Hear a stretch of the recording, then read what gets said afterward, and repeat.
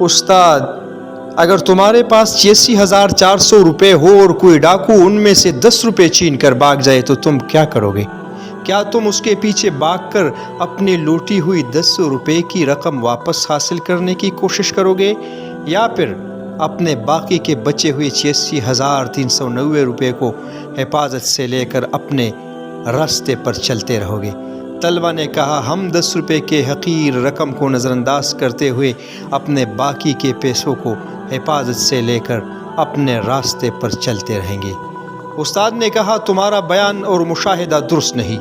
میں نے دیکھا ہے کہ زیادہ تر لوگ ان 10 روپے کو واپس لینے کے چکر میں ڈاکو کا پیچھا کرتے ہیں اور نتیجے کے طور پر اپنے باقی کے بچے ہوئے 86,390 روپے سے بھی ہاتھ دھو بیٹھتے ہیں۔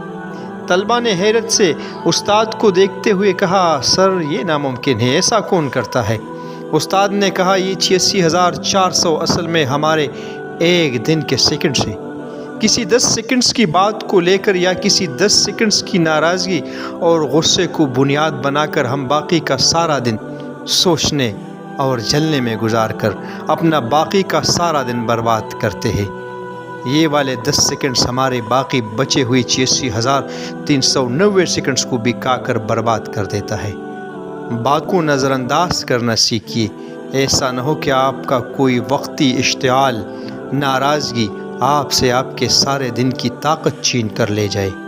معاف کرے، بھول جائے اور آگے بڑھے۔